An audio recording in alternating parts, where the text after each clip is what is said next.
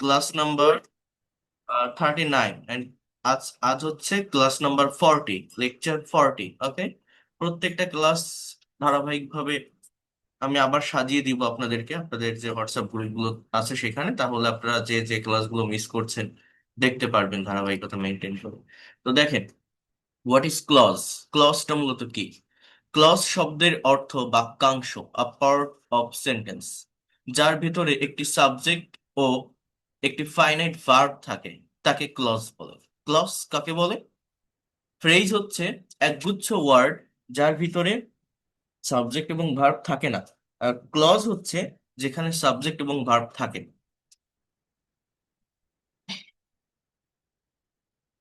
I know the lad who is inborn talented, এই বাক্যে দুটো ক্লজ আছে। একটাকে বলা হয় প্রিন্সিপাল ক্লজ, একটাকে বলা হয় সাবঅর্ডিনেট ক্লজ, অর্থাৎ ডিপেন্ডেন্ট অ্যান্ড ইনডিপেন্ডেন্ট। যেমন I know the lad, lad মানে বালক, ছেলে, আমি ছেলেটিকে চিনি। এটা একটা প্রিন্সিপাল ক্লজ বা মেইন ক্লজ। জাস্ট এর পরে যদি আপনি ফুল স্টপ বসান, এটা একটা সেন্টেন্স। ঠিক আছে?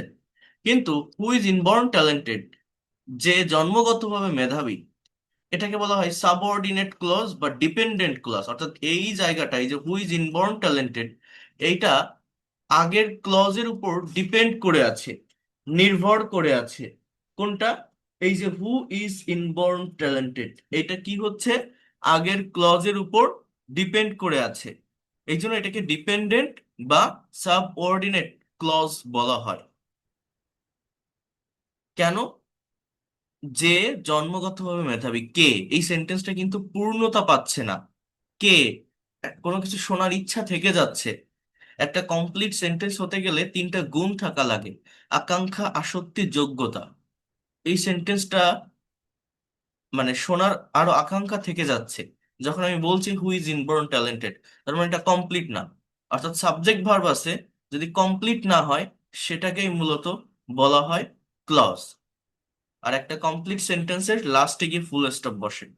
আর এই পাশে যেটা, এই যে আই নো দ্য ল্যাড, এটা একটা আলাদা ক্লজ, মানে বাক্যাংশ। কেন এটাকে ক্লজ বলছি? যেহেতু এর পরে আরেকটা ক্লজ আছে, বাট এটা কিন্তু যদি একা বসান, এটা কিন্তু আমার একটা প্রিন্সিপাল ক্লজ। প্রিন্সিপাল মানে এটা আবার একটা সেন্টেন্স। আমি যদি বলি আমি ছেলেটাকে চিনি, I know the lad, full stop, এটাতে আর কোনো কিছু শোনার ওইভাবে ইচ্ছা থাকছে না। তো এই হচ্ছে মেইন বিষয়। এখন দেখেন কি বলছে। when you said bye I looked at you, যখন তুমি বাই বলেছিলে আমি তোমার দিকে তাকিয়েছিলাম। তো দেখেন কি বলছে, উপরের দুটি বাক্যতে দুটি করে ক্লজ বা বাক্যাংশ আসে। প্রথম বাক্যটিতে নো এবং ইজ দুইটি finite verb, I know the lad and who as, who is, এটা অ্যাজ না, হু ইজ ইনবর্ন ট্যালেন্টেড, এই দুইটি ক্লজ এর শর্ত পূরণ করেছে। আহ দ্বিতীয় বাক্যে সেইড এবং লুক দুটি finite verb, and when you said bye এবং আই লুকড অ্যাট ইউ, এই দুটি ক্লজ এর শর্ত পূরণ করেছে। So kinds of clause, here you can see clause মূলত তিন প্রকার। একটাকে বলছে প্রিন্সিপাল বা মেইন ক্লজ, কোঅর্ডিনেট ক্লজ এবং সাবঅর্ডিনেট ক্লজ। প্রিন্সিপাল বা মেইন ক্লজটা কি? যে ক্লজটা অন্য কারো সাহায্য ছাড়া বসতে পারে, সেটাকেই প্রিন্সিপাল বা মেইন ক্লজ বলে। কোঅর্ডিনেট ক্লজ কি? কোঅর্ডিনেট ক্লজ হচ্ছে, মনে রাখবেন, দুটো প্রিন্সিপাল ক্লজ যখন and or but, not only but also, এগুলো দ্বারা যুক্ত হয়, সেটাকে কোঅর্ডিনেট ক্লজ বলে। আর সাবঅর্ডিনেট ক্লজ কি? মানে এই কোঅর্ডিনেট ক্লজ দিয়ে যে বাক্যগুলো হয়, সেই বাক্যকে কম্পাউন্ড সেন্টেন্স বলে, কম্পাউন্ড। আর সাবঅর্ডিনেট ক্লজ হচ্ছে একটা প্রিন্সিপাল ক্লজ থাকে, একটা ডিপেন্ডেন্ট ক্লজ থাকে। অর্থাৎ এটাকে বলে কমপ্লেক্স সেন্টেন্স। হ্যাঁ, মানে এই যে সেন্টেন্সটা কোথায় যেন ফার্স্টে, এই যে I know the boy, I know the lad who is inborn talented, এটাকে বলা হয় একটা সাবঅর্ডিনেট ক্লজ, এই যে হু ইজ ইনবর্ন ট্যালেন্টেড। হ্যাঁ, তো এই বিষয়টা বুঝতে হবে। আর ওই যে বললাম আই নো দ্য ল্যাড, ওইটা প্রিন্সিপাল ক্লজ। আর কোঅর্ডিনেট ক্লজ কি বলছি? দুটো আলাদা প্রিন্সিপাল ক্লজ যখন অ্যান্ড অর বাট দ্বারা যুক্ত হয়, তাকেই মূলত কোঅর্ডিনেট ক্লজ বলা হয়। সাবঅর্ডিনেট ক্লজ আবার তিন প্রকার, মানে এই যে 3 নাম্বার যেটা দেখেন, এই যে সাবঅর্ডিনেট ক্লজ, এটা আবার 3 প্রকার: নাউন ক্লজ, অ্যাডজেক্টিভ ক্লজ এবং অ্যাডভার্ব ক্লজ। নাউন ক্লজ মানে কি? যেটা নাউনের জায়গা দখল করে, নাউনের জায়গায় বসে। অ্যাডজেক্টিভ ক্লজ মানে কি? যেটা অ্যাডজেক্টিভের জায়গা দখল করে, অ্যাডজেক্টিভের জায়গায় বসে। অ্যান্ড অ্যাডভার্ব ক্লজ মানে কি? যেটা অ্যাডভার্বের জায়গা দখল করে, অ্যাডভার্বের জায়গায় বসে।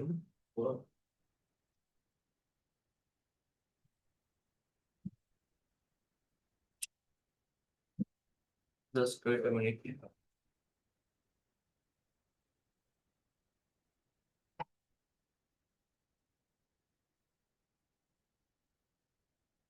আসসালামু আলাইকুম।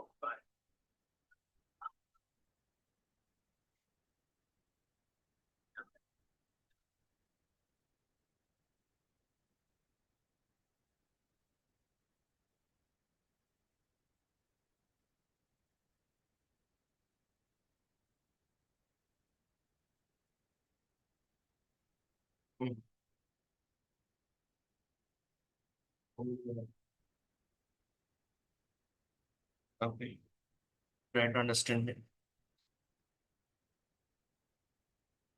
ওকে, তাহলে দেখেন এখানে 3টা ক্লজ এর ডেফিনেশন দেওয়া আছে, অনেক সুন্দরভাবে বোঝার চেষ্টা করেন। প্রিন্সিপাল ক্লজ কি বলছে? Try to understand here. যে ক্লজ বা বাক্যাংশ নিজের অর্থের পরিপূর্ণতার জন্য অন্য কোনো ক্লজের উপর নির্ভরশীল নয়, অন্য কথায় যে ক্লজকে a host in own self, অর্থাৎ একাই 100 বলা যায়। For example, we enjoyed the cricket match which was amazing. এই যে বাক্যটা, এই বাক্যের ভিতরে 2টো ক্লজ আছে। এই যে we enjoyed the cricket match একটা ক্লজ, আর হুইচ ওয়াজ অ্যামেজিং এটা আরেকটা ক্লজ। সো এখানে হুইচ ওয়াজ অ্যামেজিং, যেটি ছিল চমকপ্রদ, যেটি ছিল সুন্দর। সো এই যে হুইচ ওয়াজ অ্যামেজিং কোনটি? যেটা আমি উপভোগ করেছিলাম। অর্থাৎ এই হুইচ ওয়াজ অ্যামেজিং কিন্তু একা একা বসতে পারে না, কিন্তু we enjoyed the cricket match এটাতে কিন্তু, এটা কিন্তু একা একা বসানো যায় যে আমরা যে কোনো একটা ক্রিকেট ম্যাচ উপভোগ করেছিলাম, আমরা একটা ক্রিকেট ম্যাচ উপভোগ করেছিলাম, মানে এটা একাই একটা সেন্টেন্স, একটা বাক্য। আর যখন এটার সাথে যুক্ত হচ্ছে, কানেক্ট হচ্ছে, আমি বলছি ক্লজ। কিন্তু সেটা কি ক্লজ? Principal clause. আর এইটা কি হুইচ ওয়াজ অ্যামেজিং? এটা হচ্ছে সাবঅর্ডিনেট ক্লজ। কোঅর্ডিনেট ক্লজটা কি? দুইটি প্রিন্সিপাল ক্লজ যখন coordinate conjunction and or but etcetera দ্বারা যুক্ত হয় তাকে কোঅর্ডিনেট ক্লজ বলে। The student studied a lot but failed in last step. ছাত্রটি অনেক পড়াশোনা করেছিল কিন্তু শেষ পর্যায়ে ব্যর্থ হয়েছিল। অর্থাৎ the student studied a lot এটা একটা clause, but failed in the last step কিন্তু শেষ পর্যায়ে গিয়ে ব্যর্থ হয়েছিল, মানে ফেইল্ড বলছে, অর্থাৎ এটা বাটের পর ভার্ব আছে। এখানে মূলত সাবজেক্টটা উজ্জ আছে, যেহেতু দুইটা ক্লজেই সেম সাবজেক্ট। এই কোঅর্ডিনেট ক্লজ গুলোতে এটা হয়, দুইটা ক্লজে সেম সাবজেক্ট থাকলে পরবর্তী অংশে আর সাবজেক্ট লেখার প্রয়োজন পড়ে না। অর্থাৎ এইটা এইভাবে এটার পূর্ণতা পায় যে the student studied a lot but the student failed in last step. অর্থাৎ দুটোই কিন্তু প্রিন্সিপাল, এখানে কেউ কারোর প্রতি নির্ভর করে নেই। আপনি যদি এইভাবে একটা কথা বলেন, ছেলেটা অনেক পড়াশোনা করেছিল, এটা একটা প্রিন্সিপাল ক্লজ। আবার যদি আপনি বলেন যে ছেলেটা শেষ পর্যায়ে ব্যর্থ হয়েছিল, এটাও একটা প্রিন্সিপাল ক্লজ। এখানে কিন্তু ওই who, when, what, though, all though এগুলো নেই। তো কি বলছি? যখন দুটি principal clause and or but দ্বারা যুক্ত হয় আমার এই সেম সাবজেক্ট হলে, পরবর্তী ক্লজে, পরবর্তী অংশে কোঅর্ডিনেট কনজাংশনের পর ওই সাবজেক্ট আর লেখার প্রয়োজন পড়ে না, ভার্ব দিয়েই সেন্টেন্স শুরু হয়। গো আহেড, সামনে যাও। Or face a new problem. She is স্টাডিয়াস and sincere. তাহলে এখানে কি হবে? And she is sincere, but ওই শি ইজটা লেখা নেই। কারণ কি? কারণ সেম সাবজেক্ট ভার্ব হচ্ছে, এই জন্য সেটা লেখা নেই। ঠিক আছে, এই হচ্ছে বিষয়। আপনারা কি এই জায়গাটা বুঝতে পারছেন আমি কি বললাম? এই যে সেম সাবজেক্ট বা সেম সাবজেক্ট ভার্ব হলে আমার পরবর্তী অংশে আর ওইটুকু বসানোর প্রয়োজন পড়ে না। বুঝতে পারছেন? তাহলে যে প্রিন্সিপাল ক্লজটা কি, কোঅর্ডিনেট ক্লজটা কি, just try to understand here. এগুলো অ্যাডভান্স ক্লাস গ্রামারের, এটা একটু নেওয়ার চেষ্টা করতে হবে আমাদের ধারাবাহিক ক্লাসগুলোর। এরপর দেখেন, যেটা বলছে যে সাবঅর্ডিনেট ক্লজ হচ্ছে বা ডিপেন্ডেন্ট ক্লজ যেটা, এটা হচ্ছে 3 প্রকার। আমরা দেখছিলাম যে noun clause, adjective clause, adverbial clause. Noun clause মূলত কিছু শব্দের সমষ্টি যা বাক্যে নাউনের অবস্থানে বসে নাউন এর শূন্যতা পূরণ করে। সুতরাং নাউন ক্লজ ভালোভাবে বুঝতে হলে পজিশন অফ নাউন বা নাউনের অবস্থান জানা জরুরি। তাহলে একটা বাক্যে নাউন কোথায় বসে? আমি আপনাদের বলছিলাম মোস্ট অফ দ্য টাইম নাউনের মূলত অবস্থান হচ্ছে শুরুতে সাবজেক্টের জায়গায় বা ভার্বের পর অবজেক্টের স্থানে। তো দেখেন কি বলছে, চারটি জায়গায় একটা বাক্যে নাউন ক্লজের অবস্থান। যেমন সাবজেক্ট হিসেবে নাউন বা নাউন ক্লজ বসবে। যেমন what you say is known to all, তুমি যা বলো তা সবার কাছে জানা। একটা বাক্য হতে গেলে কি লাগে? সাবজেক্ট লাগে, ভার্ব লাগে, দেন এক্সটেনশন। তো এইখানে এই হোয়াট ইউ সে এতটুকু ধরেই একটা সাবজেক্টের পার্ট। সেখানে একটা ওয়ার্ড না বসে একগুচ্ছ ওয়ার্ড হচ্ছে। আবার সেই একগুচ্ছ ওয়ার্ডের ভিতরে সাবজেক্ট ভার্ব থাকতেছে, ইউ সে। এই জন্য এটাকে বলা হচ্ছে ক্লজ এবং noun clause. Then is known, এটা ভার্বের অংশ, টু অল এটা extension. That you have finished the work is not unknown to all. That you have finished the work, এই এতটুকু দূরে আমার সাবজেক্টের পার্ট। এবার ইজ আননোন এটা ভার্ব, দেন টু অল এটা এক্সটেনশন। তুমি যে কাজটা শেষ করেছো তা কারো কাছে অজানা নয়। হ্যাঁ, আমি এটা আরো ডিটেলসে বুঝাবো আপনাদের। তো এখানে কি বলছে দেখেন, উপরের দুটি বাক্যতে হোয়াট ইউ সে এবং that you have finished the work, এই দুটি ক্লজ বাক্যের শুরুতে সাবজেক্ট হিসেবে বসছে। দেখছেন কি বলছে, যে এই দুটি ক্লজ বাক্যের শুরুতে সাবজেক্ট হিসেবে বসছে, সুতরাং এটাকে নাউন ক্লজ বলা হয়।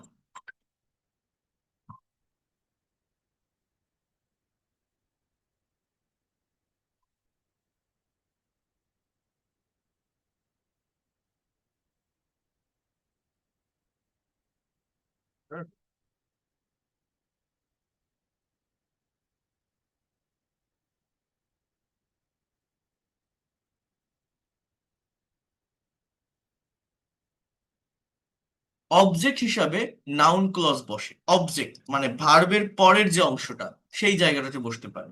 Subject plus transitive verb plus clause, subject plus transitive verb plus ব্যক্তিবাচক অবজেক্ট প্লাস ক্লজ। যেমন এখানে কি বলছে দেখেন, I know what you have said, আমি জানি তুমি যা বলেছো। He asked me whether I would help him, সে আমাকে জিজ্ঞাসা করেছিল আহ, আমি যদি তাকে সাহায্য করি। তো এটাকে বলা হচ্ছে মূলত কি, নাউন ক্লজ। কোথায় বসছে? ভার্বের পরে অবজেক্টের স্থানে আলাদা একটা সাবজেক্ট ভার্ব যুক্ত ক্লজ।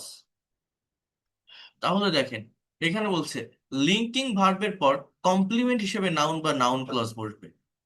যেমন it is how we solve, the reason is why they are arrive, why they are native, এটা হচ্ছে যেভাবে আমরা সমাধান করি, কারণ যে তারা স্বদেশী। হ্যাঁ, তো এই বিষয়গুলো আপনাদেরকে একটু বোঝার চেষ্টা করতে হবে।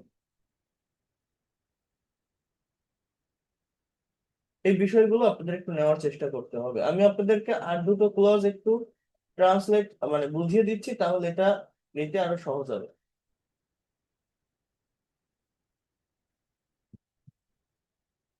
Try to understand here.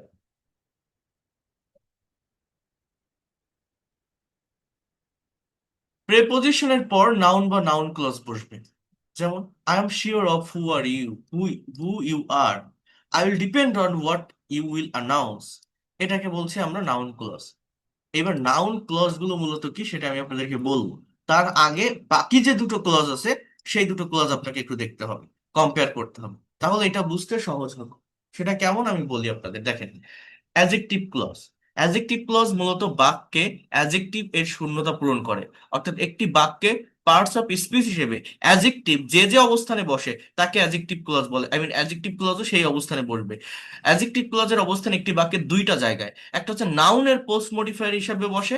হ্যাঁ, একটা কথা বোঝেন, অ্যাজেক্টিভ এর ডেফিনিশন কি? যে শব্দ কোনো একটা বাক্যে নাউন বা প্রোনাউনকে মডিফাই বা বিশেষায়িত করে তাকে অ্যাজেক্টিভ বলে। নাউন প্রোনাউন কোথায় থাকে? সেন্টেন্সের শুরুতে সাবজেক্টের স্থানে বা ভার্বের পরে অবজেক্টের স্থানে। এখন নাউন ক্লজ কাকে বলছি? ওই সাবজেক্টের স্থানে যদি একটা বাক্যাংশ থাকে বা অবজেক্টের স্থানে যদি একটা বাক্যাংশ থাকে, সেইটাকে আমি নাউন ক্লজ বলছি। এখন তার আগে বা তারপরে যদি আরেকটা ক্লজ থাকে যেটা ওই নাউনকে বা নাউন ফ্রেজকে বা নাউন ক্লজকে মডিফাই করছে, সেটাকেই মূলত অ্যাডজেক্টিভ ক্লজ বলে। আমি জিনিসটা বুঝিয়ে দিই, দেখেন। আই লস্ট মাই সেলফোন, বোঝার চেষ্টা করেন এই বাক্যে। এই যে বাক্যটা, আই লস্ট মাই সেলফোন, বোঝেন, ভালোভাবে বোঝেন। আইটা কি? সাবজেক্ট, এটা কি একটা প্রোনাউন। লস্ট শব্দটা কি? একটা ভার্ব। মাই সেলফোন, এই যে মাই সেলফোন শব্দটা কি, এটা কিন্তু আমি যদি মাই শব্দটাকে বলি তাহলে এটা একটা পজিটিভ অ্যাডজেক্টিভ, মানে মাইটা আলাদাভাবে বললে অ্যাডজেক্টিভ, সেলফোনটা একটা নাউন। আবার যদি আমি একসাথে বলি মাই সেলফোন, তাহলে এইটাকে বলা হয় নাউন ফ্রেজ। মাই সেলফোন, এটাকে আমি কি বলবো বলেন তো, কি বলছি?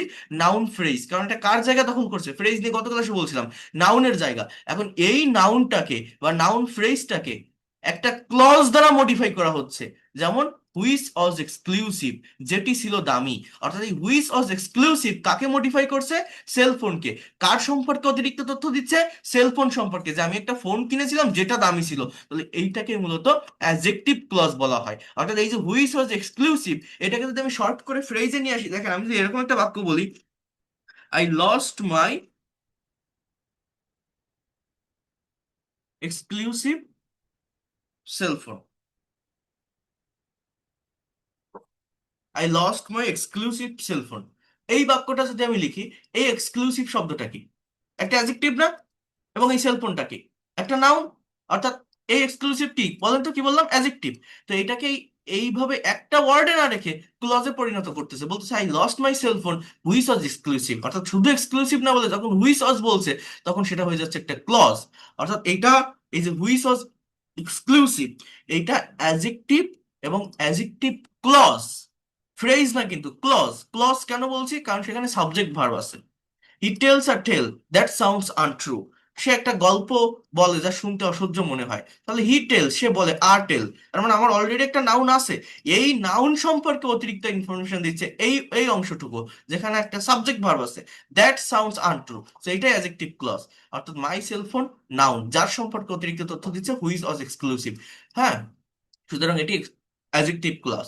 দ্বিতীয় বাক্যে আর্টেল অবজেক্ট বা নাউন, যার সম্পর্কে অতিরিক্ত তথ্য দিচ্ছে, দ্যাট সাউন্ডস আনট্রু। সেই ক্লজটি অবশ্যই adjective clause.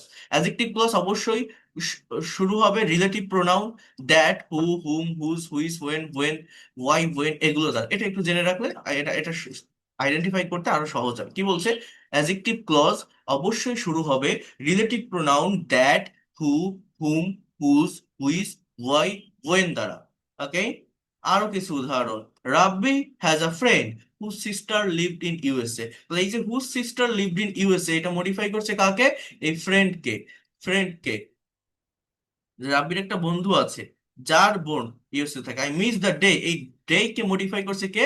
When the mobile phone did not exist. The man, এই মানুষটা, who is handsome is coming here. এইবার দেখেন এই যে বাক্যটা দেখেন, এই বাক্যটাই কিন্তু আমার শেষে বসেনি। এই বাক্যটায় সাবজেক্ট দ্য ম্যান, ভার্ব হচ্ছে ইজ কামিং হিয়ার, মানে মানুষটা এখানে আসছে। বাট কোন মানুষটা? যে মানুষটা হ্যান্ডসাম, হু ইজ হ্যান্ডসাম, মানে এই যে অংশটা, এটা কিন্তু একটা অ্যাডজেক্টিভ ক্লজ। কাকে মডিফাই করছে? দ্য ম্যানকে। এই বাক্যটা কি আপনারা বুঝতে পারছেন? যে এর আগে যেগুলো আপনারা এক্সাম্পল দেখছেন, সেগুলো কিন্তু অবজেক্টে নাউন ছিল, সেটাকে মডিফাই করছে আরেকটা ক্লজ, যেটাকে অ্যাডজেক্টিভ ক্লজ বলছি। বাট এখানে কিন্তু সাবজেক্টে যে নাউনটা থাকে বা নাউন ফ্রেজ দ্য ম্যান, এইটাকে মডিফাই করছে কে বলেন তো? Who is handsome. আর এখানে মেইন ভার্ব কোনটা? ইজ কামিং, মানে মেইন বাক্য কোনটা বলেন তো? The man is coming here, তাই না? বুঝতে পারছেন আমার কথাটা? মানুষটা এখানে আসছে। এই বাক্যটাকে বুঝছেন কি বললাম? দেখেন, এটা অ্যাডভান্স গ্রামার ক্লাস, একটু ক্রিটিক্যাল, একটু কঠিন, বাট যারা শিখতে চান তাদের ভালোভাবে নিতে হবে। এই বাক্যটার মেইন অংশ কোনটা? মেইন সাবজেক্ট ভার্ব কি? যে the man is coming here, man is coming মানুষটা হিয়ার। এখানে আসছে। কিন্তু ওই মানুষ সম্পর্কে অতিরিক্ত তথ্য দিচ্ছে কি? কে? যে হু ইজ হ্যান্ডসাম, যে ছিল হ্যান্ডসাম। তো এইটাকে বলা হয় মূলত অ্যাডজেক্টিভ ক্লজ। সাবজেক্টের পোস্ট মডিফায়ার হিসেবে অ্যাডজেক্টিভ ক্লজ বসে, subject plus clause plus verb plus extension. The time,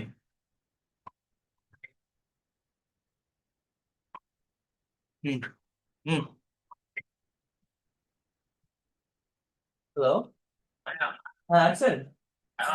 ওকে,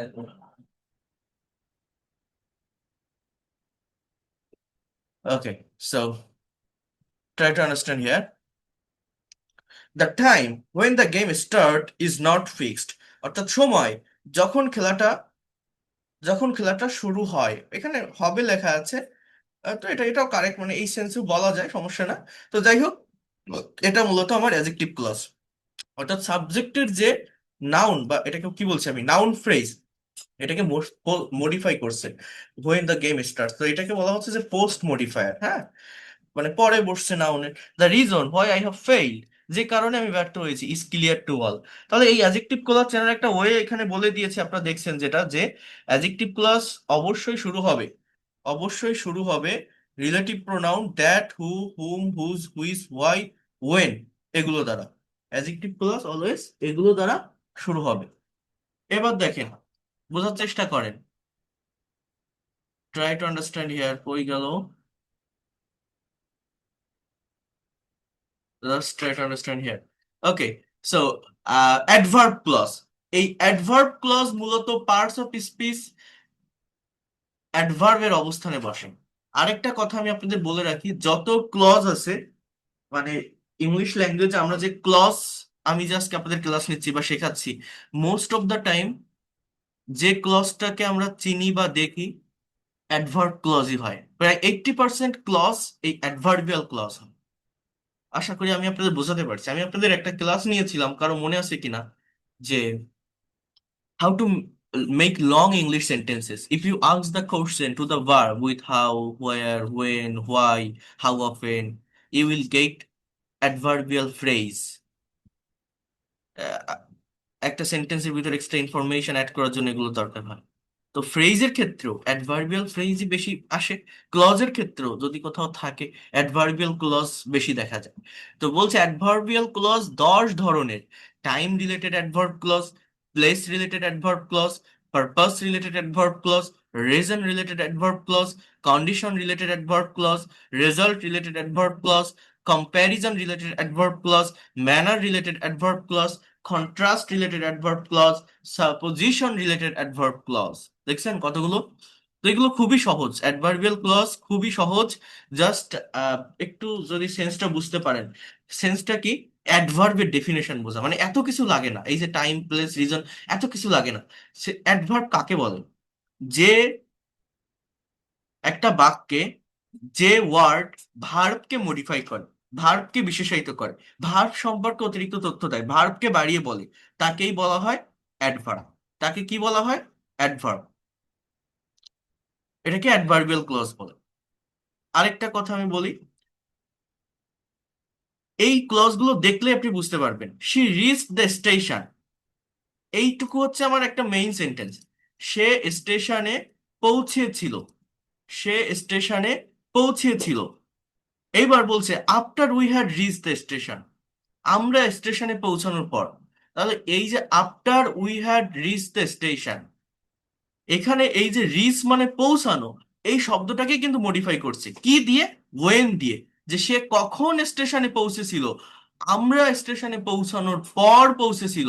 অর্থাৎ টাইম রিলেটেড অ্যাডভার্ব ক্লজ কি বলছে? Whenever, when, while, before, after, since, till, until, as soon as, no sooner had ইত্যাদি subordinate conjunction দ্বারা যদি যুক্ত ক্লজকে adverb clause of time বলা হয়। As you are happy, I can never, I can leave now. Wait here till I don't come back. ওকে, এখানে অপেক্ষা করো যতক্ষণ না পর্যন্ত আমি ফিরে আসি। তাহলে এই বিষয়গুলো আপনাদের একটু বুঝতে হবে। একটা অ্যাডভার্ব, অ্যাডভার্বের মানে প্লেসটা অনেক বড়। আমি গত ক্লাসে আপনাদের এই পিডিএফটা দিয়েছিলাম।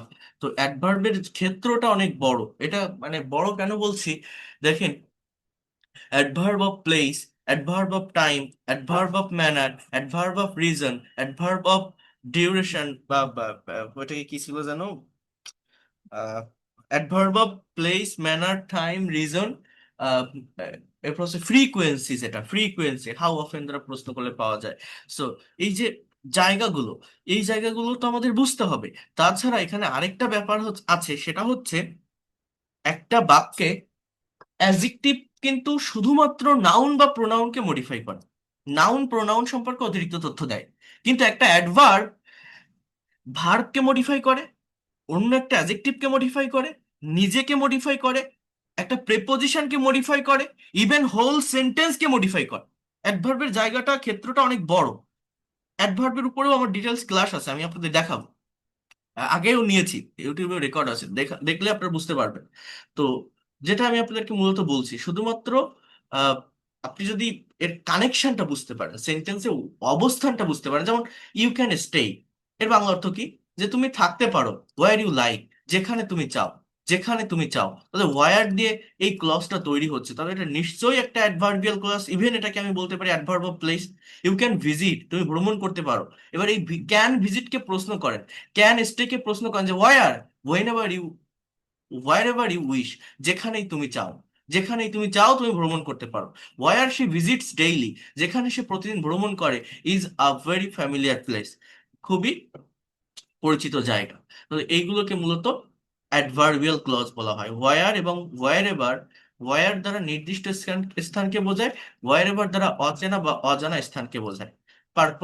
পারপাস রিলেটেড অ্যাডভার্বিয়াল ক্লজ, অর্থাৎ here you can see list, so dot dot that, so dot, in order that দ্বারা গঠিত ক্লজকে অ্যাডভার্ব ক্লজ অফ পারপাস বলা হয়। He reads a lot, so that, purpose মানে কি, উদ্দেশ্য, so that he can get a plus. So why why does he read, so that he can get a plus। অর্থাৎ এই ভার্বগুলোকে যদি why দিয়ে প্রশ্ন করেন, তাহলে এই পারপাস রিলেটেড অ্যাডভার্ব পাওয়া যায়। এই ভার্বগুলোকে যদি where দিয়ে প্রশ্ন করেন, তাহলে প্লেস রিলেটেড অ্যাডভার্ব পাওয়া যায়। এই ভার্বগুলোকে যদি আপনি when দিয়ে প্রশ্ন করেন, তাহলে টাইম রিলেটেড অ্যাডভার্ব পাওয়া যায়। এই বিষয়গুলো বুঝতে হবে। আর এই অ্যাডভার্বিয়াল ক্লজ গুলো বোঝা কঠিন না, খুবই সহজ। নির্দিষ্ট কিছু ওয়ার্ড দেখলেও চেনা যায়। ইভেন যদি ভার্বকে আপনি প্রশ্ন করেন, যেটা বললাম হাউ, হোয়ার, হোয়েন, হোয়াই, এগুলো দিয়ে, তাহলেও পারা যায়। এগুলো অ্যাডভান্স গ্রামার আপনাদের একটু দেখতে হবে। আর একদম ডিটেলসে যে দেখা লাগবে এটাও না, যদি আপনি একটু সেন্সটা বুঝতে পারেন এটা দিয়েই। এটা শেখানোর আমার মেইন উদ্দেশ্য হচ্ছে প্যাসেজ ট্রান্সলেট করানো। আমি আপনাদের একটু পরেই দেখাবো। আমাদের অনেকগুলো প্যাসেজ সলভ করতে হবে, ট্রান্সলেশন করতে হবে। তো সেটা করতে হলে এই ফ্রেজ এবং ক্লজ সম্পর্কে ধারণা রাখতে হবে। এই পিডিএফ ফাইলটাকে ওপেন করেছিলেন আমি গত ক্লাসে পাঠানোর পর, কেউ দেখেছিলেন বা পড়েছিলেন এই পিডিএফটা যেটা আমি পাঠিয়েছিলাম? হ্যাঁ, বলেন তো, কেউ করে? যারা করেননি, এটা করবেন, এটা করতে হবে। ঠিক আছে, এটা করতে হবে, কারণ এটা আহ, খুবই গুরুত্বপূর্ণ। আর আরেকটা কথা বলে রাখি, আমি আপনাদের কাছ থেকে এই যে ইমদাদুল হক, এই যে শিহাব সৌরভ, বা আর আরো কয়েকজন আছেন, আপনাদের কাছ থেকে আমি অবজেকশন পাচ্ছি। আপনারা ল্যাঙ্গুয়েজ ক্লাব 03-তে ঝামেলা করেন। যদি এরকম হয়, তাহলে আমি আপনাদের ওইখান থেকে রিমুভ করে দিব। আমি ওইখানে যে ক্লাসগুলো দিয়েছি, যারা দুর্বল, যারা বেসিক লেভেলে আছে, তাদের ডেভেলপ করানোর জন্য আমি বারবার ওই ছোট ছোট সেন্টেন্স ট্রান্সলেশন গুলো, টেন্সের বিষয়গুলো, ওই do verb, be verb, modal verb, conditional, এইসব বিষয়গুলো আমি পড়াতে বলছি। কারণ ওই জায়গাগুলোতে অনেক দুর্বলতা থেকে যায়। আপনারা ওইখানে গিয়ে ঝামেলা করেন। আপনি এখানে অ্যাডভান্স লেভেলে ক্লাস পাচ্ছেন, আবার ওইখানে ঝামেলা কেন করেন? ওইখানে বারবার কোশ্চেন কেন করেন? এই ক্লাসগুলো আপনি সলভ করবেন, এই ক্লাসগুলো আপনি চর্চা করবেন, ওগুলো আপনার শেখা হয়ে গেল। এগুলো আপনার কেউ করবেন না। যে ক্লাসগুলো হবে সেগুলো সুন্দরভাবে হতে দিবেন। কারণ আপনাদের পড়া এখানে হিউজ পড়া। আমি যেগুলো দেখাচ্ছি, যেগুলো নিচ্ছি, এই ধারাবাহিকতা মেনটেন করে, যতটা ইফোর্ট এখন আমি আপনাদেরকে দিচ্ছি, এই টাইমে অনেকগুলো ক্লাস আমি দিচ্ছি, এটা করতে হবে, এটা কমপ্লিট করতে হবে। এবং এক একটা ফাইল কত বড় সেটাও আপনারা দেখছেন। তো কেউ এই কাজটা করবেন না, কাউকে বিরক্ত করবেন না। যারা সেই ক্লাসগুলো আগে একবার পড়েছেন, দেখেছেন, কমপ্লিট হয়েছে, তাদের সেখানে যাওয়ার দরকার নেই। আপনি কেন সেখানে যেয়ে জয়েন করেন? এরপর আপনারা যদি ঝামেলা করেন, আমি আপনাদের ওইখান থেকে রিমুভ করে দিব। এটা কিন্তু আমি বলে রাখলাম। আরো যারা যারা আছেন, কয়েকজনের নাম আমি ইয়ে করছি। আপনারা অ্যাডভান্স লেভেলের ক্লাসগুলো করেন। এরপর দেখেন, বোঝার চেষ্টা করেন। Reason related adverb clause, as since, because দ্বারা গঠিত clause adverb clause of reason বলা হয়। I am helpless because I am out of pocket, মানে আমার পকেটে কোনো টাকা নেই। Since you did a blunder or mistake, you got punished. As he was nervous, he could not do well in oral test. Condition related adverb clause, conditional sentence গঠনের ক্ষেত্রে যে conjunction if, whether, unless, providing that ইত্যাদি দিয়ে conditional sentence গঠিত হয়, ওই conjunction গুলো সমন্বয়ে গঠিত হয় adverb clause of condition. If you are honest, you can try to get it. যদি তুমি সৎ থাকো, তুমি এটা পাওয়ার চেষ্টা করতে পারো।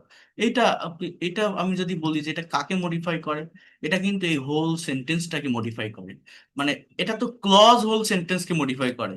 মানে জাস্ট একটা ওয়ার্ড কিভাবে হোল সেন্টেন্সকে মডিফাই করে জানেন? একটা অ্যাডভার্ব আমি যদি বলি যে unfortunately we have missed the bus, মনে করেন এই কথাটা আমি বলবো, unfortunately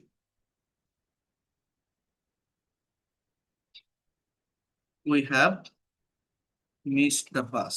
দুর্ভাগ্যক্রমে আমরা বাসটা মিস করেছি। আমি যদি মনে করেন এরকম একটা সেন্টেন্স বা বাক্য লিখি, বোঝার চেষ্টা করেন।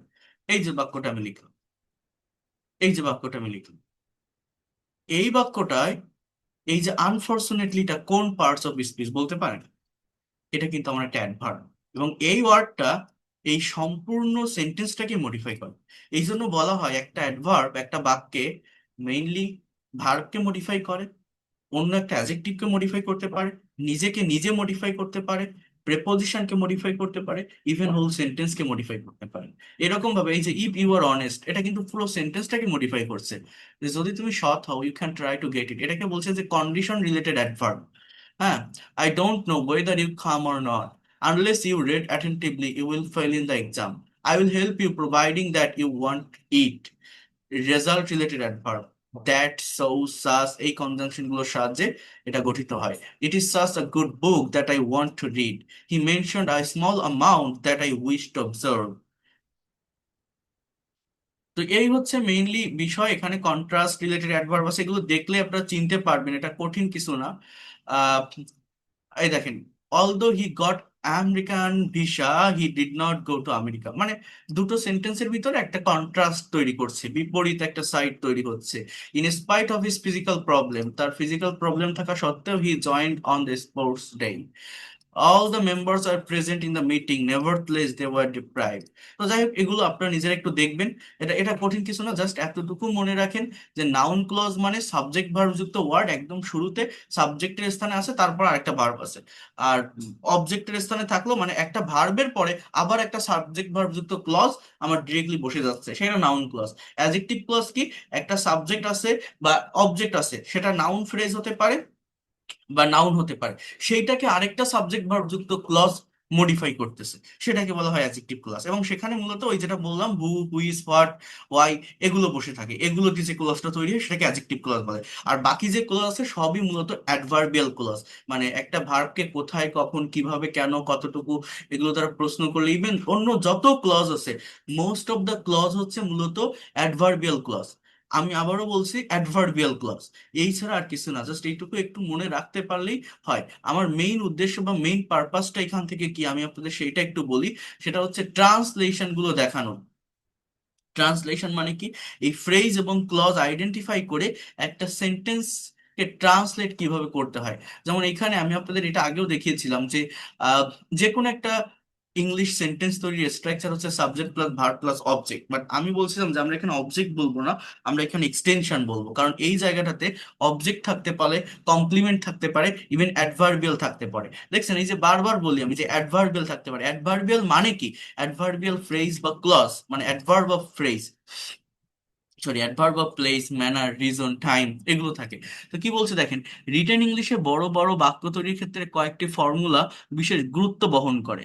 যেমন প্রথমেই সাবজেক্ট বের করতে হবে, কে, কারা, কাদের দিয়ে প্রশ্ন করলে যে উত্তর পাওয়া যাবে তাই সাবজেক্ট। দেন ভার্ব বের করার সহজ নিয়ম হচ্ছে কি করছে। যেমন রিপন ফুটবল খেলছে, তাহলে কে খেলছে, কারা খেলছে, Ripon, so that is subject. কি করছে রিপন? খেলছে, তাহলে খেলাটা কি? ভার্ব, কি খেলছে? ফুটবল, এটা কি? অবজেক্ট, তাই না? তো এইভাবে আমরা সাবজেক্ট ভার্ব অবজেক্ট বের করি। কিন্তু যদি বড় বাক্য থাকে, যেখানে আমি বলছি যে এই ক্লজ বা ফ্রেজের কানেকশন আছে, যেমন এই যে বাক্যটা, এখানে কি বলছে যে দেশের উন্নয়নের প্রতিটি ক্ষেত্রে নারীরা তাদের যোগ্যতা ও দক্ষতার স্বাক্ষর রাখছে। কি বলছে এখানে? দেখার চেষ্টা দেখেন, একটু বোঝার চেষ্টা করেন। দেশের উন্নয়নের প্রতিটি ক্ষেত্রে নারীরা তাদের যোগ্যতা ও দক্ষতার স্বাক্ষর রাখছে। এখন এই সেন্টেন্স গুলো আমি কিভাবে ইংলিশে ট্রান্সলেট করতে পারি? আমরা যদি এই ফ্রেজ এবং ক্লজ সম্পর্কে ভালো আইডিয়া নিয়ে থাকি, ভালো ধারণা নিয়ে থাকি, তাহলে আমরা এটা পারবো। যেমন সাবজেক্ট বের করার জন্য প্রশ্ন করুন, কে রাখছে, কারা রাখছে? নারীরা, তাই না? মানে মহিলারা, অর্থাৎ এখানে সাবজেক্ট কিন্তু মূলত এই নারীরা, অর্থাৎ উইমেন। এরপর কি? রাখা। রাখা ইংরেজি কি? কিপ। প্রত্যেকটা বাংলা বাক্যে, আমি আগেও বলেছি, প্রত্যেকটা বাংলা বাক্যে ভার্ব কোথায় থাকে? ভার্ব লাস্টে থাকে। এই যে স্বাক্ষর রাখা, এই রাখা শব্দটা মূলত ভার্ব। কিন্তু ইংলিশে ভার্ব কোথায় বসে? ইংলিশে ভার্ব সাবজেক্টের পরে বসাতে হয়। আবারও বলছি, বাংলায় ভার্ব শেষে থাকে, ইংলিশে ভার্ব সাবজেক্টের পরে থাকে। তো ওই রাখছে কথাটা দেখে আমাকে আবার টেন্স আইডেন্টিফাই করতে হবে, এটা কোন টেন্সে লেখা আছে, which tense is used here. করছে, যাচ্ছে, খাচ্ছে, রাখছে, এটা প্রেজেন্ট কন্টিনিউয়াস টেন্স, তাহলে উইমেন, সাবজেক্টটা প্লুরাল, তাহলে আর হবে। আর কিপ মানে রাখা, তাহলে উইমেন আর কিপিং। এই হচ্ছে আমার সাবজেক্ট আর ভার্ব। বলেন তো আমি কি বললাম? সাবজেক্ট, সাবজেক্ট কি? উইমেন, নারীরা। ভার্ব কি? আর কিপিং, অর্থাৎ রাখছে। কি বলছে? রাখছে। এবার কি রাখছে? কি রাখছে? হোয়াট? আমার অবজেক্ট লাগবে। একটা সেন্টেন্সের ভার্বকে, এই যে ভার্বটা বসালাম না, এই ভার্বকে কি বা কাকে দ্বারা প্রশ্ন করলে অবজেক্ট পাওয়া যায়। তাহলে নারীরা কি রাখছে? কি? আপনারা ভাবেন তো কি রাখছে? তাদের যোগ্যতা ও দক্ষতার স্বাক্ষরটাকে রাখছে। দেশের উন্নয়ন রাখছে না কিন্তু, প্রতিটি ক্ষেত্র এটা না। উত্তরটা কি? তাদের যোগ্যতা ও দক্ষতার স্বাক্ষর। তাহলে এটার ইংলিশ আমার কি হবে? এটার ইংলিশ কি হবে? Their sign, THEIR, their sign, their signs of. এবার যোগ্যতা এবং দক্ষতা আমরা কি বলতে পারি এটাকে? যে স্কিল অ্যান্ড কোয়ালিফিকেশন। কি বলতে পারি? Skill and qualification. আরেকটা সহজ নিয়ম আমি বলি। একটা সেন্টেন্স মানে এই বাংলা থেকে যখন ইংলিশে কেউ ট্রান্সলেট করবে, তাহলে এই যে দেয়ার skill of science and qualification, আমি যদি এখন আপনাদের কাছে প্রশ্ন করি যে এইটা একটা ফ্রেজ, এটা কোন ফ্রেজ, আমাকে কেউ আপনারা বলতে পারবেন এটা একটা ফ্রেজ, এটা কোন phrase? Their sign of skill and qualification, এটা কোন ফ্রেজ? এটা গতকাল পড়িয়েছিলাম। Noun phrase, thank you so much. এটা একটা নাউন ফ্রেজ। এক্সেলেন্ট। এটা কোন ফ্রেজ? Noun phrase. তাহলে কি বলছি দেখেন, women are keeping their signs of skill and qualification, skill and qualification. তাহলে এটাকে নাউন ফ্রেজ বলছে। ও যেটা বলছিলাম যে যে কোনো বাংলা সেন্টেন্সকে আপনি যখন ইংলিশে ট্রান্সলেট করবেন, সাবজেক্ট আর ভার্ব বসানোর পর বাংলা বাক্যের লাস্টের দিক থেকে করতে করতে ফার্স্টের দিকে যাবেন, ফ্রেজ ধরে ধরে বা ক্লজ ধরে ধরে। আবারও বলছি, বাংলা বাক্যের লাস্ট থেকে ফার্স্টের দিক, যেমন নারীরা সাবজেক্ট, আর কিপিং এটা ভার্ব, একটু শেষ। এবার লাস্ট থেকে করব তাদের যোগ্যতা ও দক্ষতা সাগর, এই অংশটুকু একসাথে বসাবো, কারণ এটা একটা ফ্রেজ। এবার এই যে দুটো ওয়ার্ড, প্রতিটি ক্ষেত্রে, এটা একটা ফ্রেজ, এটা একটা ফ্রেজ না? তাহলে ওয়ার, প্রতিটি ক্ষেত্রে, তাহলে ইংলিশ কি? In every sector, in every sector. এইবার বলেন তো যে এই যে ইন এভরি সেক্টর, এটা আমার কোন ফ্রেজ? এটা কে বলতে পারবেন? এটা কোন ফ্রেজ? ইন এভরি সেক্টর, এটা কোন ফ্রেজ? ওকে, এটা, এটা prepositional phrase as well as এটাকে অ্যাডভার্বিয়াল ফ্রেজও বলা যায়। কোথায় রাখছে? প্রতিটি সেক্টরে। আমি বলছিলাম না গতকাল যে প্রেপোজিশনাল ফ্রেজ গুলোই আবার অ্যাডভার্বিয়াল ফ্রেজ হয়। মনে আছে? বলছিলাম, কেউ মনে করতে পারেন? হ্যাঁ, তাহলে এটা কিন্তু, এটা কিন্তু prepositional phrase as well as adverbial phrase. এরপর কি? দেশের উন্নয়নের। তাহলে এটাকে আমরা এইভাবে বলতে পারি যে of the countries development, of the countries, country, COUNTR, ওই অ্যাপোস্ট্রফি এস, কান্ট্রিজ ডেভেলপমেন্ট। তাহলে এই সেন্টেন্সটা আমরা কিভাবে লিখলাম? প্রথমত সাবজেক্ট বসালাম, দেন ভার্ব, তারপর লাস্ট থেকে ফার্স্টের দিকে আসলাম। কিভাবে? ফ্রেজ ধরে ধরে, ফ্রেজ ধরে ধরে। এখানে প্রত্যেকটা বিষয় ভেঙে ভেঙে দেওয়া আছে, আমি অলরেডি এটার PDF পাঠিয়েছি, আমি আবার ফরওয়ার্ড করে দিব। দেখেন, সাবজেক্ট হচ্ছে, সাবজেক্ট বের করার জন্য প্রশ্ন করুন কে রাখছে? মহিলারা। কি করছে? রাখা, এটা আমার ভার্ব। এবার মহিলারা কি করছে? তাদের যোগ্যতা ও দক্ষতার স্বাক্ষর রাখছে, অর্থাৎ their sign of skill and qualification. তাহলে এখানে পুরো সেন্টেন্সটা এরকমই দাঁড়াচ্ছে যে women are keeping their sign of skill and qualification in every sector of the country's development। এই বাক্যটা কি আমরা করতে পারবো? প্রশাসনে সঠিক জবাবদিহিতা না থাকায় অধিকাংশ সরকারি প্রতিষ্ঠানে কর্মচারীগণ তাদের দায়িত্ব সঠিকভাবে পালন করে না। তাহলে এটা কিভাবে বসাবো? আগে আমরা বাংলায় ফ্রেজ ধরা শিখি, তাহলে কিন্তু সহজ হয় যে কোনো বাক্যকে ট্রান্সলেট করা। যেমন প্রশাসনে, প্রশাসনে, এটা কিন্তু আমার একটা মানে কি বলবো, আহ, একটা ওয়ার্ড, এটা একটা ওয়ার্ড, বুঝেন? এবার মানে কোন ওয়ার্ডের সাথে কোন ওয়ার্ড কানেক্টেড, আগে এটা আপনারা বোঝার চেষ্টা করেন, কোন ওয়ার্ডের সাথে কোন ওয়ার্ড কানেক্টেড। এবার বলছে যে সঠিক জবাবদিহিতা না থাকায়, মানে এই যে চারটা ওয়ার্ড, এই চারটা ওয়ার্ড কিন্তু একসাথে কানেক্টেড। এই চারটা ওয়ার্ড মানে এটা একটা ফ্রেজ, এইটা একটা ফ্রেজ, আগে বোঝেন। প্রশাসনে এটা একা, আর এই চারটা ওয়ার্ড একসাথে কানেক্টেড। সঠিক জবাবদিহিতা না থাকে। এবার অধিকাংশ সরকারি প্রতিষ্ঠানে, এই তিনটা ওয়ার্ড আবার একসাথে কানেক্টেড। এই এই তিনটা, এই এই এই কানেকশনটা বুঝতে হয়, মানে এই তিনটা মিলে আমার একটা ফ্রেজ। অধিকাংশ সরকারি প্রতিষ্ঠানে সঠিক জবাবদিহিতা না থাকায় প্রশাসনে, এই ভাগ ভাগ করাটা শিখতে হবে। এবার কর্মচারীগণ, এটা একা একা, এটা কিন্তু একা, দেখেন এটা কিন্তু একা। তাদের দায়িত্ব, তাদের দায়িত্ব, এই দুটো ওয়ার্ড আবার একসাথে কানেক্টেড, এই দুটো ওয়ার্ড। সঠিকভাবে, এটা একা, সঠিকভাবে তাদের দায়িত্ব, এটা এটা এতটুকু, দেন সঠিকভাবে, এটা আবার একা। এবার পালন করে না, পালন করে না, এই তিনটা ওয়ার্ড আবার একসাথে কানেক্টেড। পালন করে না। আমি কি আপনাদেরকে বোঝাতে পারলাম মানে কানেকশনটা কি? বুঝতে পারছেন কেউ? যে প্রশাসনে এটা একা, সঠিক জবাবদিহিতা না থাকা, এই চারটা ওয়ার্ডকে আমার ইংলিশে একসাথে ট্রান্সলেট করতে হবে, মানে একসাথে লিখতে হবে। অধিকাংশ সরকারি প্রতিষ্ঠানে, বুঝতে পারছেন আমি কি বলছি? দেন কর্মচারীগণ, এটা আবার একা, তাদের দায়িত্ব, এই দুটো ওয়ার্ড একসাথে কানেক্টেড। সঠিকভাবে, এটা একা, পালন করে না, এটা আবার কানেক্টেড। এইটুকু যারা বুঝতে পারবেন না, তারা যে কোনো সেন্টেন্স সহজে ট্রান্সলেট করতে পারবেন। যারা BCS, bank job, admission test face করছেন বা করবেন, এই ট্রান্সলেশন নিয়ে প্রবলেম ফেস করেন, নিউজ পেপার রিলেটেড সেন্টেন্স গুলো ট্রান্সলেশন নিয়ে প্রবলেম ফেস করেন, এইটুকু এইগুলো বুঝতে পারলে খুব দ্রুত এটা সলভ করা যায়। এবার আমরা কিভাবে এটাকে করব? তাহলে সাবজেক্ট কি? আগে এটা, এই এই জায়গাটা আপনি বের করেন। এই পালন করে না, ভার্বের কাছে আসবেন। অলওয়েজ সাবজেক্ট বের করার জন্য ভার্বের কাছে আসবেন, যে কারা করে না, কারা, কারা, কে বা কারা। উত্তর কি? উত্তর হচ্ছে কর্মচারীগণ। তাহলে কর্মচারীগণ, এটাকে আমরা ইংলিশে লিখতে পারি এইভাবে, যে দা এমপ্লয়িজ, দা, EMPLOYES, দা এমপ্লয়িজ। বোঝার চেষ্টা করেন, PLOEE, the employees.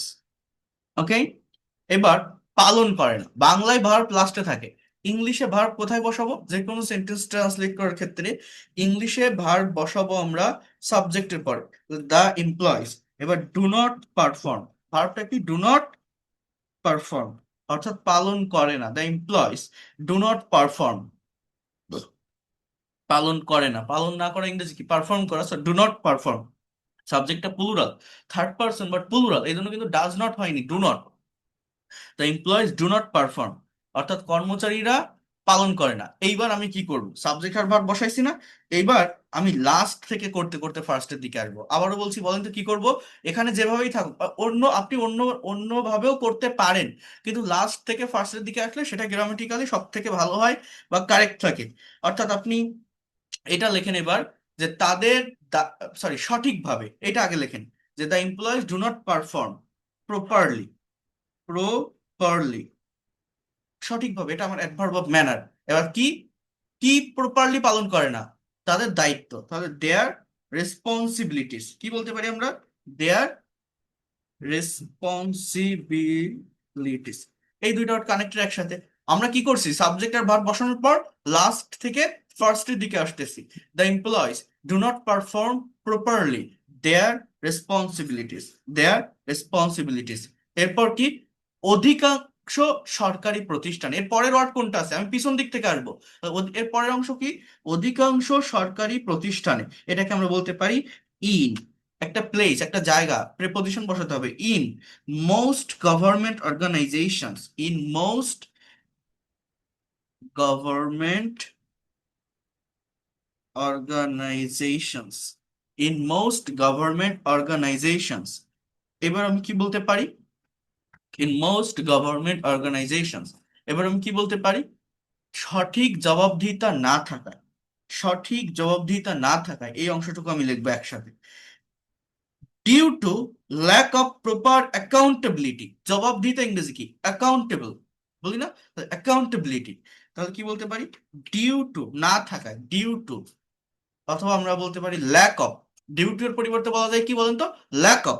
So due to lack of, sorry, due to lack of, মানে ডিউ টু মানে এখানে কারণে বোঝাচ্ছে, সরি, ডিউ টু মানে কারণে বোঝাচ্ছে। তাহলে কারণে, কিসের কারণে? ল্যাক অফ প্রপার, ল্যাক মানে অভাব, তাহলে ল্যাক অফ প্রপার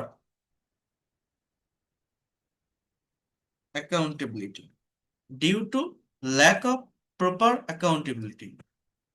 তো যেটা বললাম, এই ডিউটি এর পরিবর্তে আমরা বিকজ অফ বলতে পারি, অথবা অ্যাজ আ রেজাল্ট এটা বলতে পারি। এই ডিউটির পরিবর্তে কি বলতে পারি? বিকজ অফ অথবা অ্যাজ আ রেজাল্ট, এটা বলতে পারি। যাই হোক, এবার দেখেন, এবার আমি কোথায় আসবো? বাকি আছে কোনটা? প্রশাসনে। প্রশাসন ইংরেজি কি? অ্যাডমিনিস্ট্রেশন। প্রশাসনে ওই যে একটা একার আছে না, একটা প্লেস, একটা জায়গা, এই জন্য আমাকে এখানে লিখতে হবে যে in administration. In administration, ERATION, in administration. অর্থাৎ টোটাল সেন্টেন্সটা ট্রান্সলেট করলে আমার এমন দাঁড়াবে, কি দাঁড়াবে? যে the employees, noun phrase, do not perform, verb phrase. So the employees do not perform properly their responsibilities in most government organization due to a lack of proper accountability in administration. Phrase বুঝতে পারেন? এটা noun phrase, এটা verb phrase, properly, এটা just একটা adverb। এটা কি? Just একটা adverb। Their responsibilities, it's again what? Their responsibilities. So এটা আবার একটা noun phrase। In most government organization, prepositional phrase, due to lack of proper accountability. It is also prepositional phrase, or you can say adverbial phrase। In administration, adverbial phrase. আমি বলছিলাম না একটু আগে যে most of the phrase আপনার এই adverbial phrase হয়, most of the clause এই অ্যাডভার্বিয়াল ক্লজই হয়ে থাকে। ক্লজের ব্যবহার খুব কম, ফ্রেজের ব্যবহারটাই মেইনলি জানলে বিষয়গুলো খুব সুন্দরভাবে ক্লিয়ার হয়ে যায়। তো যাই হোক, যেটা বললাম, এখানে এই যে দুটো আমি আপনাদেরকে দেখালাম, এরকম আরো যে ট্রান্সলেশন গুলো আছে, এখানে অনেকগুলো সেন্টেন্স আছে, এটা আপনারা নিজেরা একটু করার চেষ্টা করবেন। আমি রিকোয়েস্ট করব, আমি পিডিএফটা আবারও আপনাদেরকে শেয়ার করব। আর যারা দেখেছেন, যাদের কাছে আছে, তারা যে বাকিগুলো আছে এগুলো বাংলাটা দেখবেন, ইংলিশে অ্যান্সারও দেওয়া আছে, ভেঙে ভেঙেও বলা আছে, ইংলিশটা দেখবেন। এবং আপনি আগে নিজে একবার করার চেষ্টা করবেন, করার পর দেখেন আমি টিচার, আমি করাচ্ছি, আপনি দেখতেছেন, আপনি বুঝতেছেন, এভাবে করলে আপনি একটু পরে ভুলে যাবেন। অর্থাৎ নিজের ব্রেনটাকে কাজে লাগাতে হবে, নিজের ব্রেন দিয়ে আইডিয়া জেনারেট করতে হবে। আগে এটা আপনি নিজে একবার করে দেখেন, তারপর যদি না পারেন আপনি অ্যান্সারের কাছে আসেন, সেখান থেকে বোঝার চেষ্টা করেন যে এটা এইভাবে হচ্ছে, তাহলে কেন এইভাবে হচ্ছে। দেখবেন সবই ভেঙে ভেঙে দেওয়া আছে। আর আমিও তো বুঝিয়ে দিলাম তার আগে, ব্যাকগ্রাউন্ড তো আমি বুঝিয়ে দিচ্ছি। বলছে গত মাসে আমি আমার একমাত্র ছেলের জন্মদিন পালন করেছিলাম। তাহলে এটা আপনি আগে নিজে একবার বোঝেন যে আপনি নিজে পারছেন কিনা। নিজে যখন করতে যাবেন তখন বিভিন্ন প্রবলেম এক জায়গায় চলে আসে। অনেকে বলে আপনি যখন পড়ান পারি, আমি নিজে যখন করতে যাই পারি না। এটা মেইন রিজন, প্র্যাকটিস করেন। আপনি পারেন না বলে তো বসে থাকলে হবে না, সেটা তো দেখতে হবে। এটাতে অ্যান্সারও দেওয়া আছে, সেটাও দেখেন আপনি, করতে হবে। এখানে সাবজেক্ট কি? আই, পালন করেছিলাম। লেটার ইংলিশ কি? আই পারফর্ম, আই পারফর্ম, বা আই সেলিব্রেটেড, আই অবজার্ভ। এই যে পালন করা, এই কথাটাকে আমি ইংলিশে কিভাবে বলতে পারি? এটাকে আপনার ব্রেনে নিয়ে আসেন, যে এখানে পারফর্ম হতে পারে, সেলিব্রেটেড হতে পারে, অবজার্ভ হতে পারে। এবার কি? আমার একমাত্র ছেলের জন্মদিন, মাই অনলি সানস বার্থডে। এই যে কথাটা আমি বললাম, মাই অনলি সানস বার্থডে, আপনি এটাকে এইভাবে বসাচ্ছেন নাকি অন্য কোনো ওয়েতে বসাচ্ছেন, যে the birthday of my only sons, the birthday party of my only sons, কিভাবে বসাচ্ছেন নিজের ব্রেনে নিয়ে আসেন, যেভাবে পারেন বসান।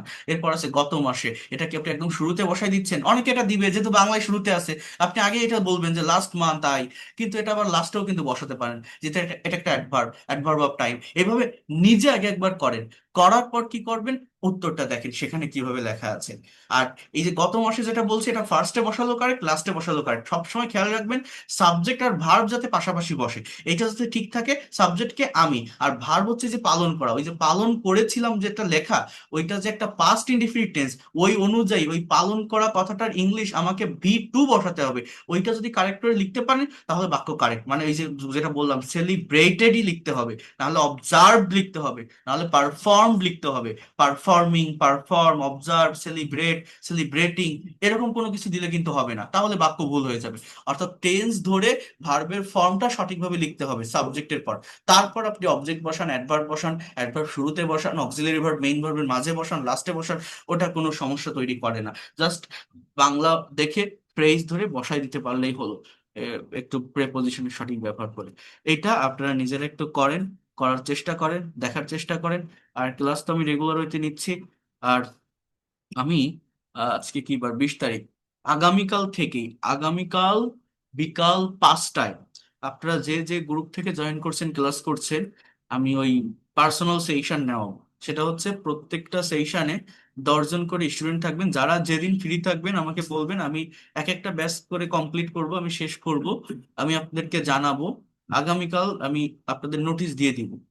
অর্থাৎ ব্যাচ 65 থেকে শুরু করে তারপরে লাস্টের দিকে আমি ল্যাঙ্গুয়েজ ক্লাবে যাব, অর্থাৎ 65 থেকে 69 পর্যন্ত। তো এক এক দিন করে এই সেশনগুলো হবে। বিশেষ করে যারা দুর্বল, যারা বেসিকে দুর্বল, একদমই সমস্যা আছে, টেন্স বোঝেন না, মডাল ভার্ব এগুলো পারেন না, আহ, বা প্যাসিভ ভয়েস এগুলো যারা ভালোভাবে বোঝেন না, তারা আগে জানাবেন। আমি নোটিশ দেওয়ার পর, আগে না, আমি নোটিশ দিব আপনাদের। আগামীকাল থেকে আমি এটা শুরু করব। যাদের ফুল পেইড করা আছে, যারা আমার ফুল পেইড গ্রুপে আছেন, তারা এটা করতে পারবেন।